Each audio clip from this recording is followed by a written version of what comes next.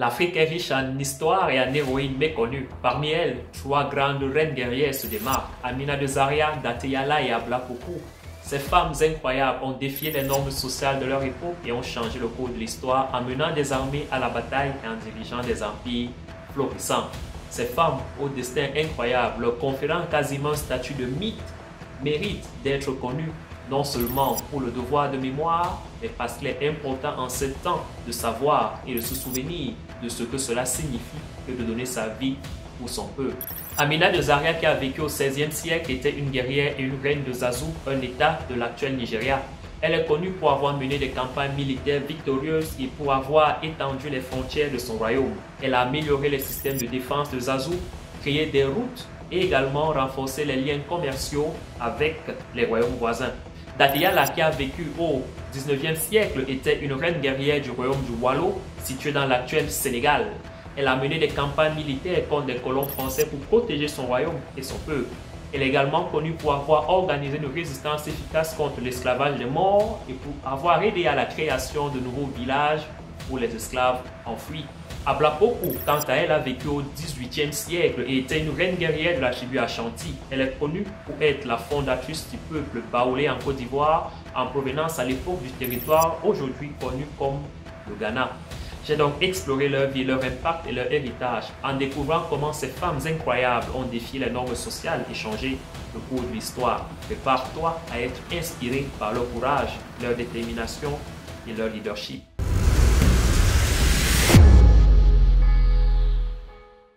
Salut chers femmes et hommes de caractère, ici c'est Ghislain Moumha et bienvenue sur Kassa, la chaîne qui promeut les femmes et hommes noirs qui défient le statu quo.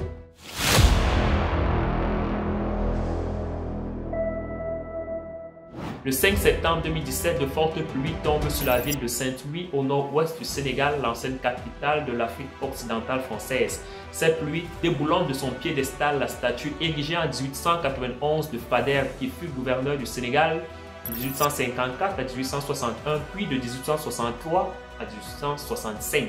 Sur son sceau, on peut d'ailleurs lire « À son gouverneur Louis Fader, le Sénégal, reconnaissant ». Suite à cela, plusieurs personnes, dont moi, ont d'ailleurs pensé que ce serait un prétexte donné par la nature pour déboulonner de ce lieu celui que l'on a autrefois qualifié de sabreur des populations civiles. Fader est partisan d'une colonisation associant les populations autochtones en quelque sorte, d'après lui, un accord gagnant-gagnant avant l'heure. Sachant que cet homme a brûlé des villages au Wallo et au Kayor, royaumes précoloniaux du Sénégal, et en voyant les honneurs qui lui sont attribués, lui donnant d'ailleurs le nom d'un lycée et le nom d'une place à Dakar, il convient simplement de se demander si l'on sait véritablement qui était cet homme. Après, il faudrait être honnête également de préciser que certains, dont Léopold Sédar Senghor, premier président du Sénégal, pensent que ces honneurs sont légitimes, car selon lui, il a appris à connaître la population locale et soutenu des investissements dans la création de la Banque du Sénégal, la première banque établie dans une colonie. Mais pour quelle contrepartie? Telle est la vraie question, d'après moi en tout cas. Dans quelques secondes, tu comprendras comment le destin de cet homme était étroitement lié à l'avenir du territoire aujourd'hui considéré comme le Sénégal. Avant de continuer, si tu aimes cette vidéo, tout ce qui te reste à faire, n'est-ce pas? Like la vidéo, partage-la et abonne-toi à la chaîne, cela ne mange pas de pain. Cesse de jouer au Ninja Watcher.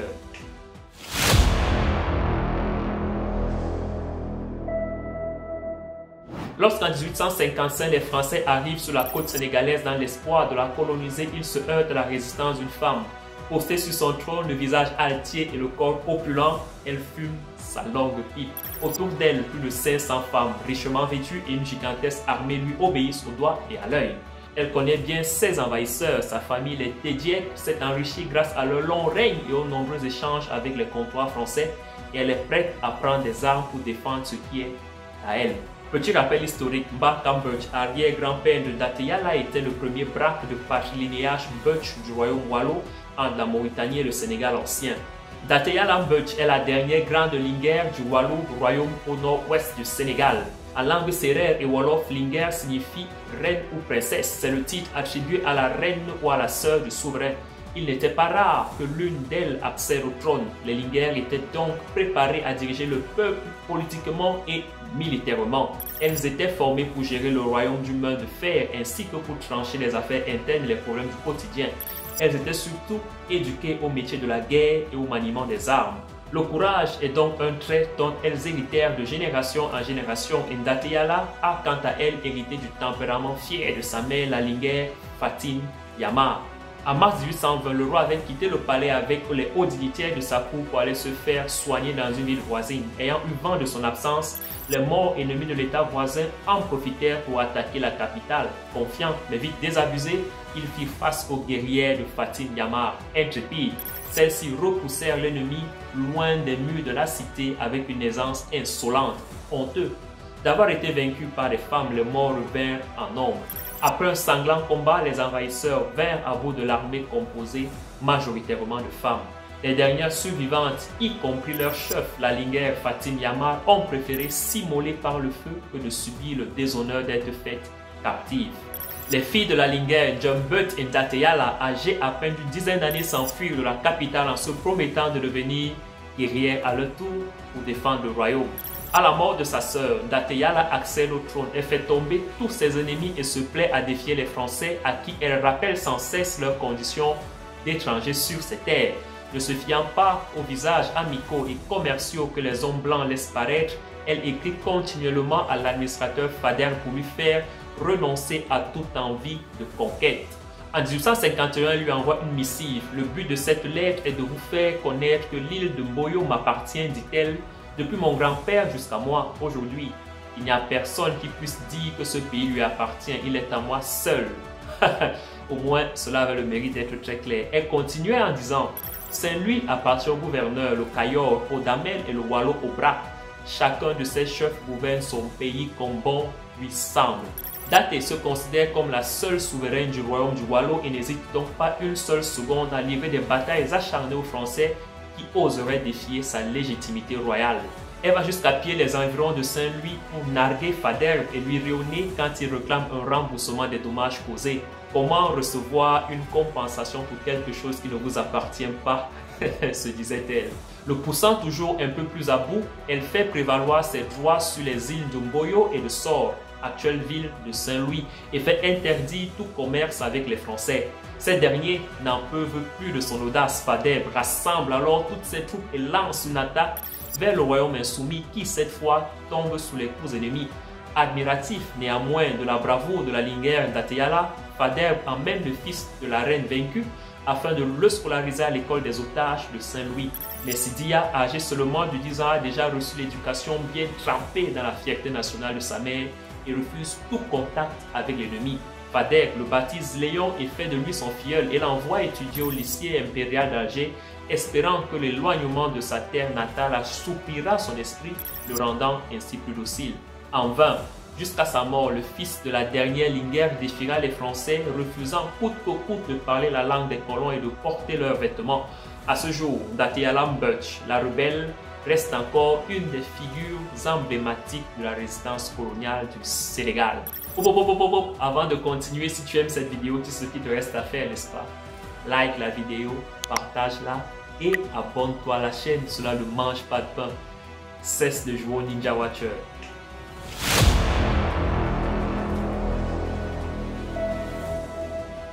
L'histoire de la reine guerrière est une légende incontournable conservée dans les chroniques de Kano au sujet de la ville d'Amina de Zaria, une reine et chef militaire qui a dépassé toutes les attentes et devenant la guerrière la plus féroce de son royaume.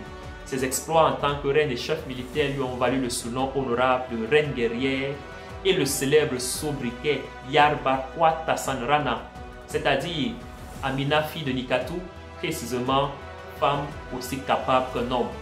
Nommée à l'origine Aminatou, Amina de Zaria est née dans la famille régnante du roi Nikatou et de la reine Bakwa Turunku, dirigeant de l'état de Zazu, l'un des 7 états d'origine du peuple Haoussa. Selon les chroniques de Mohamed Bello et des preuves archéologiques fournies par David E. Jones, Zazu a été rebaptisé Zaria, l'actuel état de Kaduna au Nigeria, par la reine Turunku.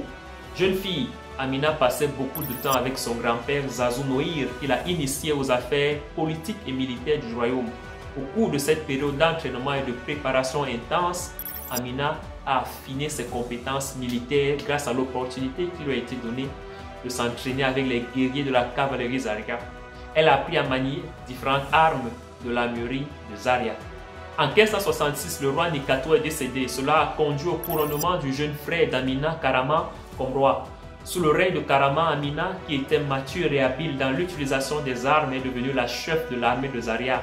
En 1577, Karama mourut et Amina devint la Sarounia, reine de Zaria. En tant que reine et chef de l'armée, Amina était déterminée à faire de Zaria un grand royaume. À la tête d'une armée d'environ 20 000 hommes, Amina commença à étendre progressivement son royaume en conquérant Kano, Katsina et Nupé, à une époque où les 7 États Hausa étaient en quête constante de pouvoir. Zaria a émergé pour dominer ces États. La reine guerrière a équipé son armée de côtes de mailles et de casques fabriqués par des métallurgistes du royaume. Pour empêcher une invasion, définir les limites de son territoire, Amina a entouré le royaume de murs de terre. Elle a également construit des murs autour des villes conquises qui sont devenues connues sous le nom de Ganouar Amina, tout simplement pour dire mur d'Amina. Les écrits indiquent que certains de ces murs ont été conservés jusqu'à nos jours pour témoigner des victoires d'Amina. Ses exploits ne se limitaient pas seulement aux conquêtes militaires. Amina a réussi à amasser des richesses pour Zaria, augmentant la puissance économique et le prestige de ce royaume. La reine guerrière a fait de son royaume l'envie de tous les Hausa du Sud. Par ailleurs, Amina a accru la richesse et le pouvoir de son royaume avec de l'or, des esclaves et de nouvelles cultures comme les noix de cola. Après un règne réussi de 34 ans, Amina a rendu l'âme à Atagara lors d'une campagne militaire. Bien que les États Hausa aient été conquis par la Grande-Bretagne lors de la colonisation européenne, Amina de Zaria a immortalisé non seulement dans les pensées de beaucoup, mais aussi dans des documents historiques et des séries télévisées contemporaines comme Elena Davalor et Zena, qui dépeignent toutes les deux des princesses guerrières et des défenseurs de leur terre. Le gouvernement nigérien a honoré l'héroïne en érigeant une statue d'Amina sur un cheval avec une lance à la main au centre de Lagos. Amina de Zaria, la reine guerrière, vit pour toujours. Avant de continuer, si tu aimes cette vidéo, tout ce qui te reste à faire, n'est-ce pas? Like la vidéo, partage-la et abonne-toi à la chaîne. Cela ne mange pas de pain. Cesse de jouer au Ninja Watcher.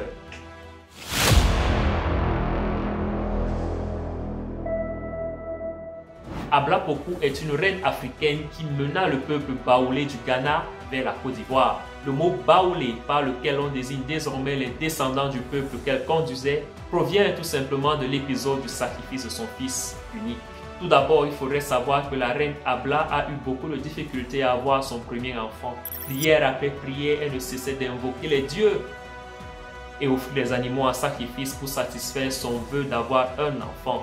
Les dieux avaient enfin fini par exaucer sa prière et lui avait donné un fils, son seul fils. Tout part des crises de l'actuel Ghana au milieu du XVIIe siècle, centre d'un important commerce de l'or depuis le XVe siècle. La traite négrière atlantique s'y intensifie peu à peu. L'importation massive d'armes à feu pour avoir plus d'esclaves finit par supplanter le commerce de l'or dans certains peuples, qui imposent leur autorité avant d'être vaincus par d'autres à leur tour. Tous ces changements s'accompagnent de bouleversements politiques et les successions au trône sont par exemple des moments de vives tensions internes. C'est d'ailleurs dans ce contexte qu'à la mort du fondateur du royaume Ashanti, Osei Tutu, éclate en 1717 approximativement un conflit, la guerre entre deux prétendants, Opokuware et Daku, qui tourne à l'avantage du premier. Daku est tué. Née au début du XVIIIe siècle, Aba Poku était donc la nièce du roi Osei Tutu, fondateur de la Confédération Ashanti du Ghana. À la mort de ce dernier, son neveu lui succéda sur le trône en vertu de la loi matrilinéaire, c'est-à-dire la loi de succession par lignée maternelle. En effet, chez les Ashanti, l'enfant issu de la sœur d'un roi défunt a plus de chances de succéder à ce dernier que l'enfant d'un frère du dit roi. Aussi, au décès du neveu de Osei Tutu, le fils de sa sœur, donc, une guerre de succession éclata entre Itsa, un vieil oncle de la famille régnante, et Dakon, le second frère d'Abla Poku.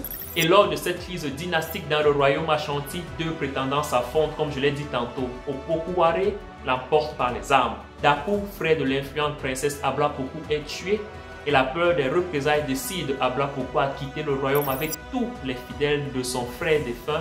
Les vainqueurs poursuivent donc les fuyards et ces derniers vont vers l'ouest du royaume.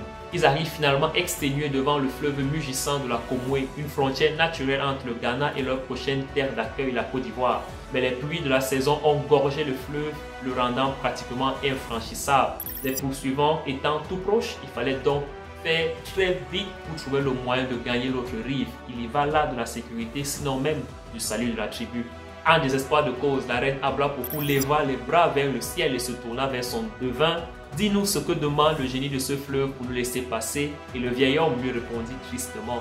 Reine, le fleuve est irrité et il ne s'apaisera que lorsque nous lui aurons donné en offrande ce que nous avons de plus cher. Aussitôt, les femmes tendirent leurs parures d'or et d'ivoire, les hommes avancèrent avec leurs taureaux, leurs béliers, etc. Mais le devin repoussa encore toutes ses offres et dit, plus tristement même, pour le passage sur l'autre rive, le génie du fleuve demande l'avis d'un enfant d'ascendance noble.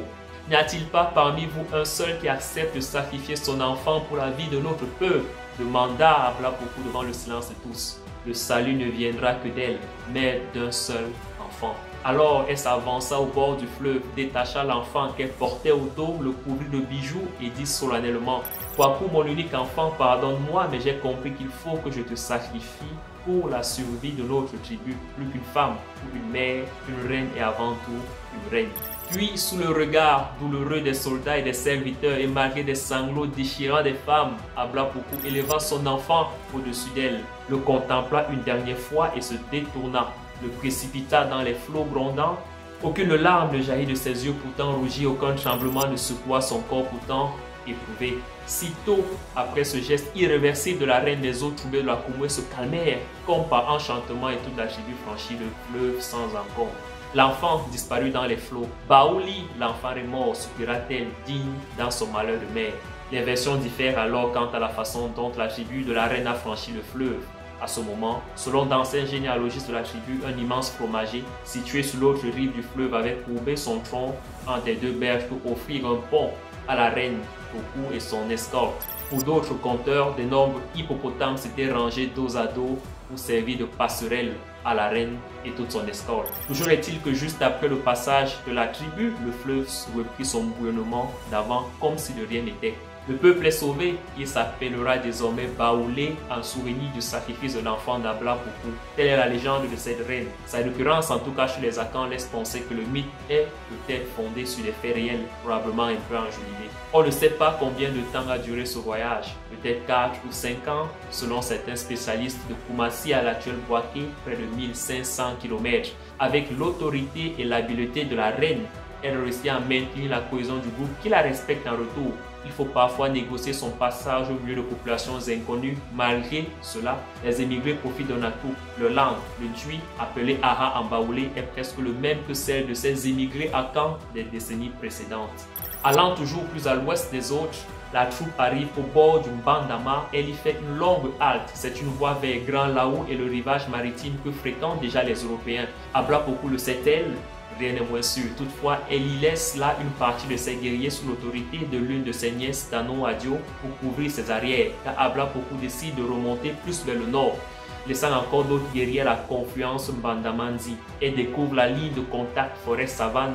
La vue sur la savane finalement apporte une impression de libération après un trajet à travers la forêt. Le paysage s'ouvre et l'air est moins humide. Autre avantage naturel, la végétation très compartimentée constitue par elle-même un excellent refuge. Après environ 200 km, Ablapoku décide d'arrêter l'exode et de s'établir au cœur de cette savane. L'installation s'est faite sur les conseils d'un chef local après conclusion d'une alliance. Elle multiplie d'ailleurs ses accords dans la région, fait par exemple la paix avec le groupe Alangira pour éviter la résurgence de la guerre de 1701 qui avait opposé les Denkiria, dont sont issus les Alangira, et les Ashanti, dont sont issus les Asabu d'Ablapoku. Autre action, elle installe tous les chefs de l'exode dans des villages tout autour de ce qui est sa capitale, Niamonou. Là se trouvent tous les attributs royaux de la première reine des Baoulés, grand tambour, siège royal, symbole doré. On a reproduit aussi l'organisation sociale Ashanti. Il y a là 4 familles nobles, 4 familles vassales. Chacune est dirigée par un chef et se compose de parents, de clients, de guerriers et d'esclaves. Chacun de ces groupes a une fonction dans l'organisation militaire générale et porte un nom que lui a attribué la reine. C'est le point de départ des tribus Baoulé, les Vlé. Ablapoku ne semble pas avoir vécu longtemps après l'installation définitive. Épuisé par les épreuves, elle meurt dans sa capitale peut-être vers 1730. Elle voudrait sa nièce Akwa Boni comme successeur. Elle a pris soin de la former. Ce choix sera respecté. La reine des Feunes a été inhumée selon le rituel Ashanti dans le lit d'un cours d'eau. Ce récit largement partagé chez les Baoulés, chacun y voit la base de l'identité de ce peuple. Au début des années 1960, rappelant la légende aux Baoulés concernés par le projet de barrage Kossou, le président Félix Houphouët-Boigny leur demandait de sacrifier leur terre et leur culture qui devaient être recouvertes par les eaux, comme la reine Coco l'avait fait avec son fils. La reine devenait là un symbole de l'indépendance économique nationale. Mais dans les années 1990, lors du débat sur l'ivoirité, elle a justifié chez certains un discours ethnique regrettable. Fondatrice d'un des royaumes nés des crises du monde Akan à l'est de la Comoué, la reine Coco symbolise le rôle des femmes dans la recomposition politique de l'Afrique ancienne. L'image sacrifiante de la mère est tout à la fois celle de la raison d'État et celle de l'acte fondateur d'une identité collective. Elle fait partie de l'histoire de la Côte d'Ivoire et est ainsi une héroïne pour tous les Ivoiriens. Telle était l'histoire de 3 reines d'Afrique que j'ai choisies, comme tu l'as constaté, tant pour leur force de caractère que pour leur sens de responsabilité qui, à coup sûr, doivent servir de modèle pour tout afro-descendant et en particulier et pour tout citoyen du monde en général. Ciao.